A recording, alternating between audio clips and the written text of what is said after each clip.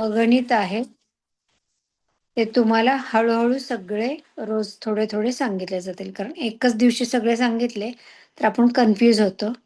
सगळ्यात महत्त्वाचा फायदा आहे, जो आत्तापर्यंत इतक्या जणांनी अनुभवलेला आहे, की निद्रानाशाचा त्रास खूप लोकांचा दूर झालेला आहे. बऱ्याच जणांचा प्रॉब्लेम असतो, की आम्हाला झोप लागत नाहीये. परंतु त्याला एक गोष्ट स्ट्रिक्टली लक्षात ठेवायची, की आत्ता आपला ओंकाराचा वर्ग संपल्यानंतर कुठल्याही प्रकारचं आपल्या डोळ्यांना व्यवधान दिसणार नाही याची काळजी घ्यायची. म्हणजे हातात मोबाईल घ्यायचा नाही, टीव्ही बघायचा नाहीये, तर शक्यतो लगेचच बेडवर झोपायचं आणि डोळे मिटून घ्यायचे.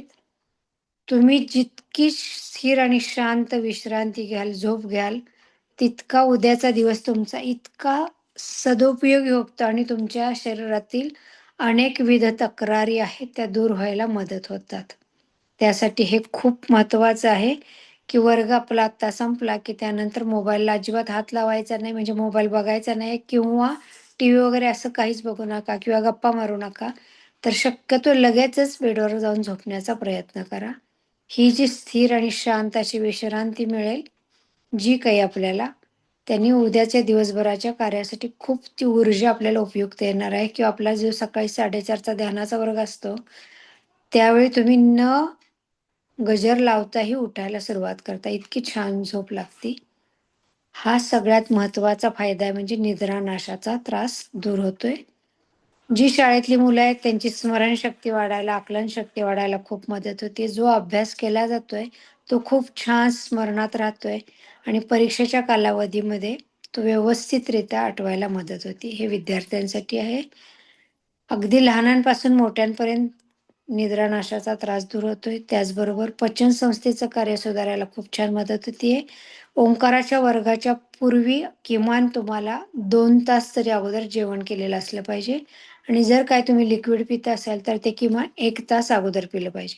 1 तासानंतर कुठल्याही प्रकारचं लिक्विड घ्यायचं नाहीये. म्हणजे तुम्ही जो ओंकार उच्चारणार आहात, तो इतक्या छान सुलभतेने उच्चारला जाईल. ओंकार उच्चारताना तुमच्या घशावरती कुठेही ताण येणार नाही याची खूप खबरदारी घ्यायची आहे. खूप सॉफ्ट आवाजात ओंकार उच्चारण्याचा प्रयत्न करायचा आहे. जसजसा तुमचा सराव वाढत जाईल, तसतसा तो ओंकार हा आखीव-रेखीव उच्चारायला मदत होईल. तर ह्या सगळ्या नवीन साधकांसाठी असणाऱ्या सूचना जाणीवपूर्वक याचं पालन करा.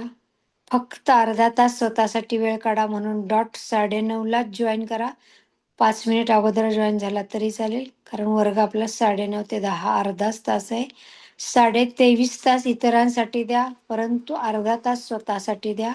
ह्यातून मिळालेली जी ऊर्जा आहे ती इतरांसाठी, तुमच्या स्वतःसाठी खूप छान उपयुक्त येईल याची नक्कीच खात्री देते. तर चला सगळ्यांनी आता दाखवली तर तशी हाताची ज्ञानमुद्रा करा. अंगठा आणि तर्जनी आहे ते एकमेकांना जुळलेली. त्याचे अग्रभाग आहेत ते एकमेकांना टच केलेली. 3 बोटं आहेत ती थोडीशी चिटकून घ्या आणि हलकीशी अर्धवट गोलाकार मिटवून घ्यायची. जे जुने साधक आहेत त्यांना जी सांगितलेली अगोदरची मुद्रा आहे ती करू शकता तुम्ही. नवीन साधकांसाठी ही ज्ञानमुद्रा.